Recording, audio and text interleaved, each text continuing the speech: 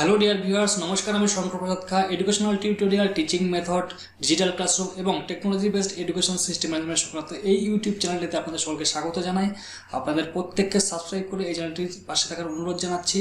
তো চলুন আর দেরি না করে আজকে আমরা আমাদের প্রথম বিষয়, এই ইউটিউব চ্যানেলের মূল টপিক, যেটা হচ্ছে পশ্চিমবঙ্গে প্রাইমারি টিচারদেরকে নিয়ে, যারা 2016 সালের পর থেকে জয়েন করেছেন নতুন টিচার, তাদেরকে নিয়ে একটা ডেডিকেটেড ভিডিও আমি শুরু করতে চলেছি। তো আজকের বিষয়টি হলো এরিয়ার বিল সংক্রান্ত, অর্থাৎ অটোমেটিক এরিয়ার বিল এবং অটোমেটিক স্যালারি স্টেটমেন্ট ক্যালকুলেশনের একটা প্রোগ্রাম, ছোট্ট একটা প্রোগ্রাম, যেটা আমি কম্পিউটারে তৈরি করেছি, সেটা আপনাদের সামনে উপস্থাপিত করব। যার যার কাজে লাগবে তারা আপনারা এই ভিডিওতে দেওয়া ডেসক্রিপশন লিঙ্ক থেকে ডাউনলোড করে নিতে পারবেন। তো চলুন আজকে আমরা আমাদের প্রেজেন্টেশন টপিকে ফিরে যাই। তো বন্ধুরা, শুরু করছি আজকের topic, automatic arrear bill calculation and salary statement generation. সর্বপ্রথম এই ভিডিও ডেসক্রিপশনের লিঙ্ক থেকে আপনারা যে ফাইলটি ডাউনলোড করেছেন সেই ফাইলটিকে ওপেন করতে হবে। যার যে লোকেশনে সেভ হয়েছে সেই ফোল্ডার থেকে এটা ওপেন করতে হবে। এক্ষেত্রে সাধারণত দিস পিসি বা মাই কম্পিউটারের মধ্যে ডাউনলোডস ফোল্ডারে এটা সেভ হয়ে থাকে, কারণ যদি অন্য কোনো ফোল্ডারে সেভ হয়ে থাকে আপনারা সেখান থেকে ফাইলটা ওপেন করবেন। তো আমি ডাউনলোড ফোল্ডার উপর ডবল ক্লিক করে সেই ফাইলটি দেখতে পাচ্ছি যেখানে সেভ হয়েছে।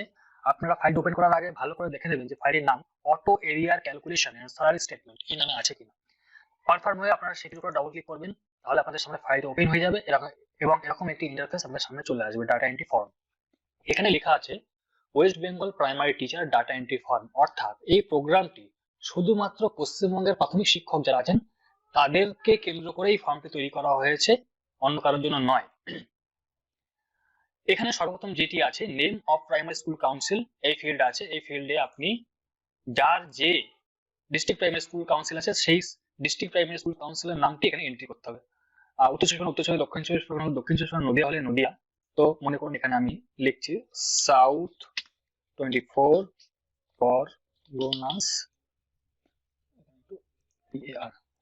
Parganas district primary school council. Tab press করলেন বা বাইরে ক্লিক করলেন, দেখবেন এই ফিল্ডটি আপনার ভ্যালিডেট হয়েছে। ভ্যালিডেট হলে এখানে ভ্যালিডেশন সাইন চলে আসবে।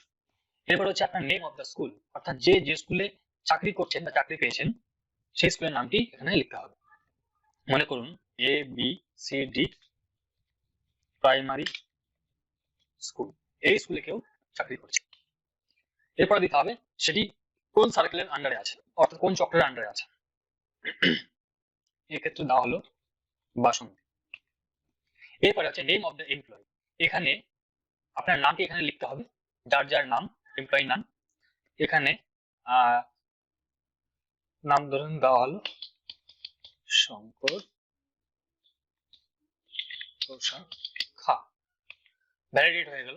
এক্ষেত্রে একটা যদি লক্ষ্য করবেন, আপনি যদি যা সেটি করে দেওয়ার অর্থাৎ নাম্বার 1 2 3 4 দিয়ে আপনি যাওয়ার চেষ্টা করেন, আপনি এখানে আটকে দেবেন। এখানে কি ইনপুট টেক্সট অনলি, অর্থাৎ নাম আপনাকে এখানে নামই এন্ট্রি করতে হবে। আমি আমার নামটা টাইপ করে দিচ্ছি। এরপর হচ্ছে আপনার দিতে হবে এমপ্লয়ি আইডি। এমপ্লয়ি আইডি আপনারা কোথায় পাবেন? বাংলা শিক্ষা পোর্টালে সকলের একটা ইউনিক এমপ্লয়ি আইডি থাকে, সেটি আপনারা ওখান থেকে পেয়ে যাবেন। অথবা আপনার যে পে স্লিপ পেয়েছেন, অর্থাৎ স্যালারি স্লিপ, সেখানে আপনার এই এমপ্লয়ি আইডিটি মেনশন আছে। যার যে এমপ্লয়ি আইডি সেটি সেখান থেকে দেখে নিয়ে এখানে লিখে দেবেন। সাপোজ ধরুন এখানে একটা এমপ্লয়ি আইডি দেওয়া হলো,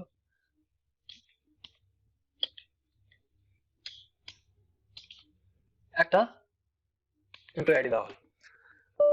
এরপর হচ্ছে মোবাইল নাম্বার। এখানে মোবাইল নাম্বারের ক্ষেত্রে আপনি যদি একটা যা কিছু ABCD লিখে দিয়ে যাওয়ার চেষ্টা করেন, আপনাকে আটকে দেবে এখানে, কারণ 10 ডিজিট মোবাইল নাম্বার এখানে এন্ট্রি করতে হবে।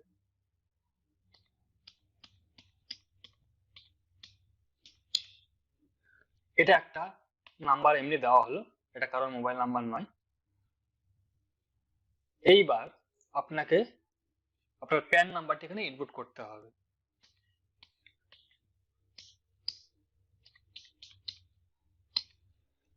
মোটামুটি একটা প্যান নাম্বার এখানে দেওয়া হলো।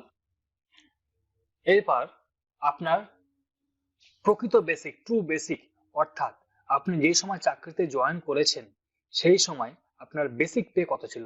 একটা জিনিস খেয়াল রাখবেন, এখানে কিন্তু গ্রস স্যালারি বা নেট স্যালারি কেটে কুটে পি ট্যাক্স কেটে যেটা হাতে পাচ্ছে সেটা নয়, বা গ্রস স্যালারিও নয়, শুধুমাত্র বেসিকটা দিতে হবে। সাধারণত আপনাদের না জানা থাকলে এটি আপনারা জেনে নেবেন অন্য কারোর কাছ থেকে বা এসআই অফিস থেকে। এবং আপনি যদি কোনো স্যালারি স্টেটমেন্ট বা পে স্লিপ বা স্যালারি স্লিপ তুলে থাকেন, সেখানটায় কিন্তু এই বেসিকটা লেখা থাকে, কত টাকা আপনার বেসিক আছে। তো এক্ষেত্রে যারা নতুন টিচার আছেন, জয়েন করেছেন 21 সালে 20 সালে, তাদের এখানে বেসিক সেই সময় ছিল 28,900। যার ক্ষেত্রে যেটি আছে বেসিক, সেটা আপনারা কনফার্ম এখানে লিখবেন। এবং মেডিকেল অ্যালাউন্স, এটা প্রাইমারি টিচারদের ক্ষেত্রে 500 টাকা আছে, এটাও আপনার স্যালারি স্লিপে মেনশন থাকে, সেটা এন্ট্রি করে দিলেন। এইবার এখানে দেখুন কি লেখা আছে, ইজ দেয়ার ডিউ এনি এরিয়ার বিল, অর্থাৎ আপনার কি কোনো এরিয়ার বিল ডিউ আছে। অর্থাৎ আপনি চাকরি করেছেন, চাকরিতে জয়েন করেছেন, আপনার 1 মাস কিংবা 1.5 মাস কিংবা 2.5 মাস 3 মাস কিংবা 15 দিন 10 দিন এরকম আপনি সেই মাইনাটা এখনো পাননি, কিন্তু তারপর থেকে অটোমেটিক আপনার মাইনা চালু হয়ে গেছে। যদি আপনার এরকম কোনো বিল বাকি থাকে তাহলে ইয়েস করবেন, আর যদি আপনার সেটি এরিয়ার বিল ক্যালকুলেশনের প্রয়োজন না হয় তাহলে আপনারা নো করবেন। তাহলে আপনাদের শুধু স্যালারি স্টেটমেন্টটাই জেনারেট করলেই কাজ হয়ে যাবে। কিন্তু যদি আপনার কোনো এরিয়ার বিল পেয়ে থাকেন সেক্ষেত্রে আপনারা এটাকে ইয়েস করে দেবেন। এইবার এখানে আছে ডিউ ফ্রম টু একটা ডেট মেনশন করতে হবে এখানে, অর্থাৎ আপনি যত তারিখে জয়েন করেছেন, যে তারিখে আপনার কাজে যোগদান করেছিলেন সেই তারিখ, অ্যাপয়েন্টমেন্ট লেটারের ডেট নাই, আপনার জয়েনিং ডেট দিতে হবে এই জায়গাটায়। মনে করুন 19/7/2021 তারিখে একজনের জয়েনিং ডেট রয়েছে, সে 19 তারিখে জয়েন করেছে, সেই মাসের বিল স্যালারি সে পায়নি এবং তার পরের মাসের স্যালারিও সেও পায়নি। তাহলে পরের মাস হচ্ছে, লাস্ট ডেট হচ্ছে 31/8/2021। যদি কারণ মনে করুন কেউ 30/9/2021, অর্থাৎ যে তারিখ থেকে যে তারিখ পর্যন্ত আপনার এরিয়ার বিলটি বাকি রয়ে গেছে, আপনি স্যালারিটা পাননি, সেই ডেটের রেঞ্জটা এখানে দিয়ে দিতে হবে। দেওয়ার পর এখানে আপনাকে টার্মস অ্যান্ড কন্ডিশনে ক্লিক করলে দেখবেন সঙ্গে সঙ্গে এখানে সাবমিট অ্যান্ড ভিউ বাটনটা চলে আসবে। আর এটা না করলে ভিউ বাটনটা, সাবমিট বাটনটা এখানে ডিসঅ্যাপিয়ার হয়ে যাবে। অর্থাৎ আপনারা সাবমিট করতে হলে এখানে ক্লিক করতে হবে, চেক বক্সে ক্লিক করতে হবে, লেখা আছে কি চেক বক্সে I have field all the necessary fields, আমি সমস্ত প্রয়োজনীয় ফিল্ডগুলো পূরণ করেছি, অ্যান্ড শিওর, এবং নিশ্চিত করছি যে fields are validated with green tick sign, অর্থাৎ সবগুলো ফিল্ডই আমার গ্রিন সাইন দিয়ে ভ্যালিডেট হয়েছে। এখানে যদি আমি একটা ইনপুট না দিই তাহলে কিন্তু হবে না, এখানে আপনার দিতে হবে সবগুলো ফিল্ডই আপনাকে ভ্যালিডেটেড হতে হবে। আপনার যদি কোনো জায়গায় ভুল হয়ে থাকে তাহলে এখানে ক্লিয়ার করবেন, ক্লিয়ার করলে সবগুলো ক্লিয়ার হয়ে যাবে, আপনি আবার নতুন করে এন্ট্রি করতে পারবেন। তো সব হয়ে যাওয়ার পর আমরা কি করব, এখান থেকে সাবমিট অ্যান্ড ভিউ বাটনে ক্লিক করব।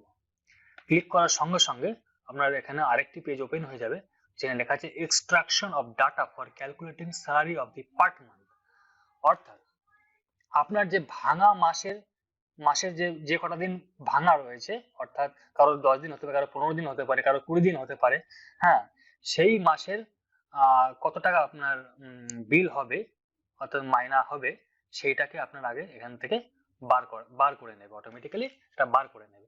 এখানে যে ডেট দেওয়া ছিল সেই ব্যক্তিটির ক্ষেত্রে এখানে 1 মাস 13 দিনের স্যালারি সে পায়নি, এই ডেটের বা এই কটি দিনের এরিয়ার বিল সে প্রাপ্য, সে পাবে।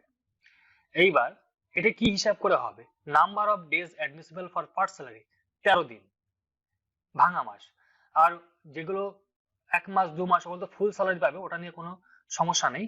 মেন সমস্যা হচ্ছে এই জিনিসটা হিসাব করার জন্য, কারণ কোনো মাস 31 দিনের হতে পারে, কোনো মাস 28 দিনের হতে পারে, কোনো মাস 30 দিনের হতে পারে, সেই সাপেক্ষে এটা হিসাব হবে, সেই অনুযায়ী এটা অটোমেটিক্যালি চেঞ্জ হয়ে যাবে, আপনাদের চিন্তার কোনো কারণ নেই এবং নির্ভুল ভাবে হবে। আপনি সাপোজ ধরুন মনে করুন এখানে আরেকটা ডেট দিচ্ছি আমি, ধরুন এটা ফেব্রুয়ারি মাস দিচ্ছি, 15/2/2015, 15/2/2015, অর্থাৎ 2015 সাল থেকে এই ডেট। তাহলে তার 6 বছর 6 মাস 17 দিনের এরিয়ার বিল বাকি রয়েছে। এখানে দেখুন এই যে 17 দিনের স্যালারিটা আগে হিসাব হবে, সেটা এখানে চলে আসে, আর সেই ফেব্রুয়ারি কত দিনের সাপেক্ষে, 28 দিনের সাপেক্ষে, ঠিক আছে, এখানে অটোমেটিক 28 দিনের সাপেক্ষে এই হিসাবটা হবে। এবার ধরুন কোনো বছর লিপ ইয়ার আছে, তাহলে সেটাও এখানে অটোমেটিক্যালি হিসাব হয়ে যাবে। আমি দেখিয়ে দিচ্ছি সেটা, ধরুন এখানে আমি দিচ্ছি লিপ ইয়ার সাল একটা 21 2/2020 সাবমিট করলাম। দেখুন এখানে 29 দিন হয়ে গেল, অর্থাৎ সেই মাসে যেহেতু লিপ ইয়ার ছিল, সেই মাসে ফেব্রুয়ারি 29 দিন ছিল, তাই 29 দিন সাপেক্ষে তার এই ক্যালকুলেশনটা হবে। হ্যাঁ, এটা আপনাদের অটোমেটিক্যালি হয়ে যাবে। টোটাল 1 বছর 6 মাস 11 দিনের তার এরিয়ার বিল বাকি রয়েছে। তো আমরা আবার ফিরে যাচ্ছি এখানে, যেটা আমরা দিয়েছিলাম প্রথমে 19/7/2021 থেকে 31/8/2021 আমরা সাবমিট করলাম। দেখুন এখানে 1 মাস 13 দিনের তার এরিয়ার বিল বাকি রয়েছে, এবং সেই ডেট সেই মাসে যে মাসে ভাঙা মাসের স্যালারিটা ক্যালকুলেশন হবে সেটা 31 দিনের সাথে, কারণ ওই মাসটা 31 দিনই ছিল। সেই হিসাবে তারা এগুলো দেখুন বেসিক হিসাব হয়ে গেছে, ডিএ হিসাব হয়ে গেছে, হাউস রেন্টাল অ্যালাউয়েন্স হিসাব হয়ে গেছে, মেডিকেল অ্যালাউয়েন্স হিসাব হয়ে গেছে, গ্রস পে হয়ে গেছে, এবং সেই মাসে সে যদি স্যালারি পেতো তার 110 টাকা পি ট্যাক্স কেটে নিত, ঠিক আছে, যদি সে স্যালারিটা পেতো চালু থাকতো, সেটাও এখানে হয়ে গেছে, এবং নেট পে সে এত টাকা হাতে পেতো।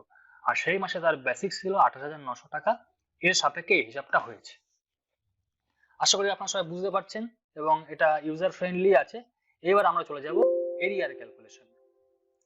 এরিয়ার ক্যালকুলেশনে চলে গেলে যাব শীটে। দেখুন এখানে অটোমেটিক এই নামগুলো সব চলে আসছে, আপনাদের এখানে ইনপুট করতে হবে না, ঠিক আছে।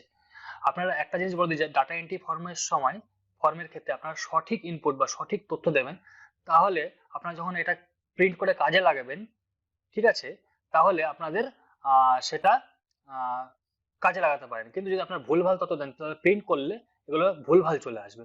আমি উদাহরণস্বরূপ দেখাচ্ছি, আবার হোমে গিয়ে ধরুন আমি এখানটায় লিখলাম, এখানে নাম লিখলাম ধরুন কাজল মন্ডল,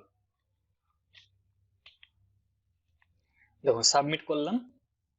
এরিয়া ক্যালকুলেশন দেখুন এখানে কিন্তু নামটা অটোমেটিক্যালি চেঞ্জ হয়ে গেল, ঠিক আছে। অর্থাৎ আপনার এখানে কিচ্ছু এন্ট্রি করতে হবে না, অটোমেটিক এখানে সব চলে আসবে, আপনি জাস্ট প্রিন্ট আউট করলে হয়ে যাবে। তাহলে জুলাই এই ফিল্ডটা অটোমেটিক্যালি চলে আসবে। যদি আপনার এরিয়ার পিরিয়ড দেওয়া থাকে এখানে চলে যাবে, এখানে আপনি চেঞ্জ করতে পারবেন না। দেখুন চাইলেও চেঞ্জ করতে পারবেন, কারণ কি এটা অটোমেটিক্যালি চলে আসবে এবং এখানে এন্ট্রি করার প্রয়োজন নেই, এই হিসাবটা অটোমেটিক চলে আসবে। এইবার আপনার এই ক্ষেত্রে ছিল 1 মাস 13 দিনের, আরেকবার আগের শীটে চলে যাচ্ছি বেশি ডিটেলসে। দেখুন 1 মাস 13 দিনের বাকি ছিল, তাহলে এক্ষেত্রে আমাদের 13 দিনের যে ভাড়া হিসাবটা সেটা এখানে চলে এসছে। তাহলে বাকি 1 মাসে আমি ফুল মাইনা পাবে সেই ব্যক্তিটি। এখানে জুলাইয়ের পরে এখানে আগস্ট সিলেক্ট করে দেবো, এইখানে জাস্ট বেসিকটা ইনপুট করে দেবেন। বেসিকটা কত ছিল 28,900, আর কিচ্ছু এন্ট্রি করতে হবে, আর বাদ বাকি সব হিসাব এখানে চলে আসবে। দেখুন তার 1 মাস 13 দিনে যে এরিয়ার বিলটা বাকি ছিল সবকিছু হিসাব করে এখানে DA HR M A P tax কোন ক্ষেত্রে কত টাকা কাটবে সব হিসাব করে সে নেট পে তার এত টাকা সে তার ব্যাংকে ঢুকবে, আর গ্রস স্যালারি হচ্ছে এত টাকা তার, কারণ কি এখান থেকে পি ট্যাক্সের টাকাটা কেটে নিয়েছে 260 টাকা, কেটে নেওয়ার কথা সেটা কেটে নিয়েছে এবং কেটে নেবে। এবার ধরুন কারোর 2 মাস 13 দিন হলো, 13 দিনের হিসাবটা দেখানো হয়ে গেছে, তাহলে সেই ক্ষেত্রে এখানে আরেকটা ডেটা ইনপুট করে আগস্টের পরে সেপ্টেম্বর, এখানেও বেসিকটা জাস্ট দিয়ে দেবে 28,900। তাহলে সেক্ষেত্রে তার এটা এখানে হিসাব হয়ে যাবে, অটোমেটিক্যালি হিসাব হয়ে যাবে, জাস্ট এখান থেকে প্রিন্ট করলে প্রিন্টে চলে আসবে। এবার মনে করুন কারোর ভুল হয়েছে, এখানে ক্লিয়ার করলে এগুলো আবার সব ক্লিয়ার হয়ে যাবে, অটোমেটিক্যালি ক্লিয়ার হয়ে যাবে। কিন্তু এটা ক্লিয়ার হবে না, যেহেতু সে এরিয়ার বিলের ভাঙা মাসের অলরেডি রয়েছে, সেটা অটোমেটিক ডাটা ফেচ করে নিয়েছে। যদি আপনি এরিয়ার বিল নো করেন তাহলে এখানে এটা আর কাজ করবে না, এখানে এটা আসবে না কিছু, তখন এটা জিরো হয়ে যাবে, ঠিক আছে। তাহলে এখানে আমি জুলাই আগস্ট আবার দিয়ে দিলাম 28,900, এখানে চলে আসলো। এইবার এখানে এগুলো অটোমেটিক দেওয়া হয়নি এই কারণেই, কারণ অনেকের ক্ষেত্রে দেখা গেলো কারোর 2 মাস, কারো 3 মাস, কারো 4 মাস বাকি থাকতে পারে, তার জন্য জাস্ট এই দুটো ফিল্ড এন্ট্রির সুযোগ দেওয়া হয়েছে, এখানে জাস্ট এন্ট্রি করলে এগুলো অটোমেটিক হিসেব হয়ে যায়, তার জন্য এটা অটোমেটিক করা হয়নি। এবার আপনি যদি মনে করেন এটাকে কোনো এসআই অফিসে যারা কাজ করেন তারা হাতে হিসাব না করে এখানে জাস্ট এটাকে প্রিন্ট আউট করলেই, প্রিন্টের উপরে ক্লিক করলেই এখানে এটি প্রিন্ট উপযোগী, জাস্ট এখানে প্রিন্ট আউট করলে শীটটা প্রিন্ট আউট হয়ে যাবে যার যার ক্ষেত্রে। ক্লোজ করে দিলাম। আচ্ছা, এইবার আমাদের এটা প্রয়োজন হয়ে গেলে, এটার কাজ হয়ে গেলে আমরা চলে যাব হচ্ছে স্যালারি স্টেটমেন্ট। অর্থাৎ স্যালারি স্টেটমেন্ট ক্লিক করলাম এইখানে, এটি আপনার প্রয়োজন হয় ইনকাম ট্যাক্স ফাইলের সময়। আপনাদের এটি সারা বছরে কত টাকা আয় হয়েছে সেটা এখানে আসে, শো করতে হয় কত টাকা, তার উপরে ইনকাম ট্যাক্স ফাইল হয়। তো এই ক্ষেত্রে সবকিছু অটোমেটিক করা আছে। আপনার এই ফিল্ডটা শুধুমাত্র আপনি চেঞ্জ করতে পারবেন না, ঠিক আছে? এটা অটোমেটিক লক হয়ে আছে, কারণ এটা যদি কারো এরিয়ার থাকে সেই এরিয়ারটা অটোমেটিক এখানে চলে আসবে, ঠিক আছে? আপনার যদি এরিয়ার না থাকে তাহলে এটা অটোমেটিক্যালি জিরো হয়ে যাবে। শুধু এটা নিয়ে আপনার চিন্তা করেন না, আপনারা শুধু হলুদ ফিল্ডগুলোকে পূরণ করবেন। মার্চ 2022-এ আপনার বেসিক কত ছিল, গ্রস স্যালারি কত ছিল? গ্রস স্যালারিটা আপনারা এখানে একবার চেক করতে পারেন যে আপনার কত। মনে করুন ওই মাসে আপনার বেসিকটা জাস্ট কত ছিল, 28,900। তাহলে দেখুন এখানে আপনার সেই মাসে গ্রস স্যালারি হচ্ছে 33,735। এখানে আপনার গ্রস স্যালারিটা দিতে হবে। আমি দিয়ে দিলাম 33,735।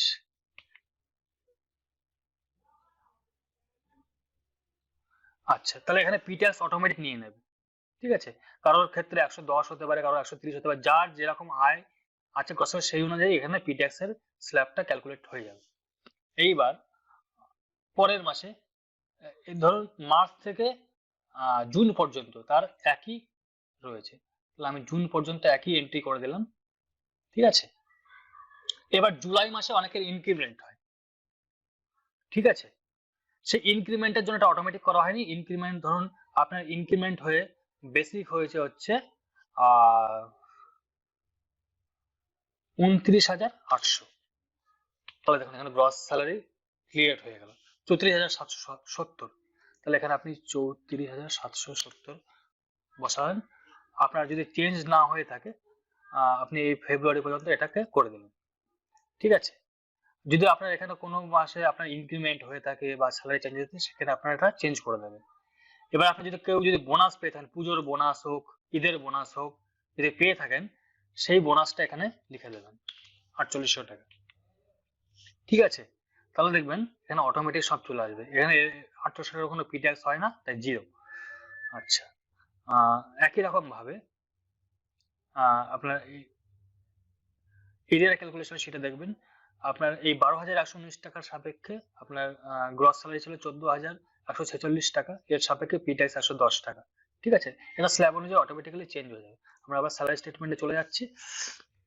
তাহলে এখানে আর যদি আদার কোনো থেকে থাকে তাহলে সেটা আপনি ইনপুট করে দেবেন। তাহলে পিট্যাক্সটা অটোমেটিক চলে আসলো।